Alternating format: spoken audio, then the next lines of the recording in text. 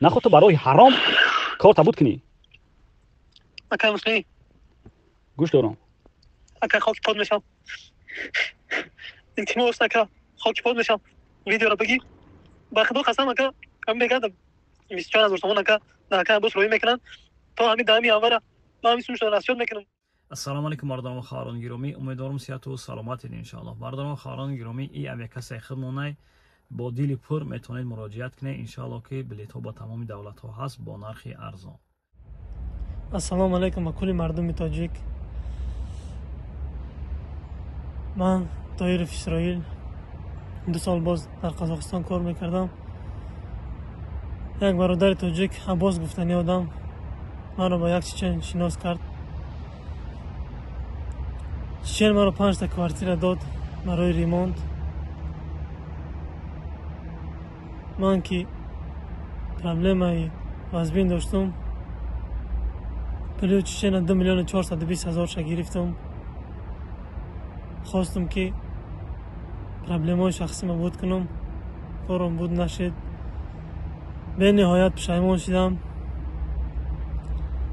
از کل مردم تاجیک بخشش میپرسم که نام تاجیک پس کردم.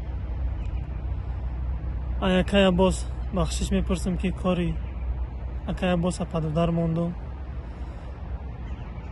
1 میلیون تنگی را وزورت کردم امروز گذراندمشان. 2 ماه سراغ گرفتگی 1,650,000 دیگهش مانده. همین روز 27 اکتبر تا 27 نوامبر 1 میلیون تنگه دیگه باید بگذرانم. 1 میلیون دیگه شه 650,000 دیگه شه ماه آینده. یک بار دیگه بخشش میپرسم به کل مردم تاجیک.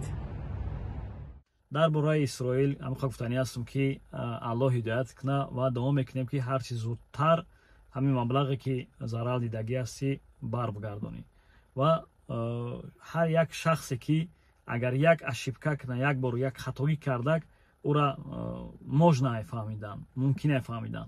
اگر که همو شخصیت دوباره همو کار کرده گگه این پریویکنی میشوه، این عادت میشوه. به همین خاطر کوشش کنیم که در کارهای خوب، در کارهای نیک عادت کنیم، نه اینکه در کارهای بد، نه اینکه در کارهای حرام.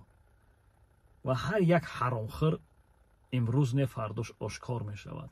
و هر یک شخصی که همون کار کرده برآمد آشکارانه گفت که من همین کار کردم ببخشید مرا، ما شخص همچون یک مرد میشمارم و میگم که مرد است، از کارهای کردگیش پشیمان است و بازگشتش به سوی الله است.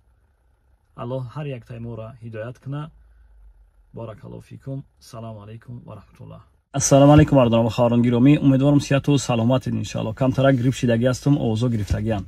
مردم و خواهران گرامی، هر یک برادر و خواهری که میخواهد گرین کارت پر کردن یعنی طرف امریکا رفتن، برادرمون حبیب الله طول چند سال میشود گرین کارت پر میکند. السلام علیکم دوستان عزیز. و الحمدلله یگان کس جلب نکرده است که همین برادر گرین کارت را انکیتاش نادرست پر کرده باشد. به همین خاطر توصیه میتم برادرمون حبیب الله را هر یک برادر و خواهری که میخواهد انکیت پر کردن برای گرین کارت مرحمت مراجعت کنیم. من نمره‌اش نمیگذارم. برادران و خواهران گرامی، هر یک برادر و خواهری که میخواهد برای کردن، شما میتونید آفیسشون رفته همو صورت قطعی دکومنتات رو روی کنید. ان شاء الله که برادرمون پر میکنه و بعداً به شما همو کوچه روان میکنند. باز مفصل تر میخواهید اگر وای کردن، نمره‌اش نمیگذارم، اینفورماسیون پراتر از اونها بگیرید. تشکر زیاد.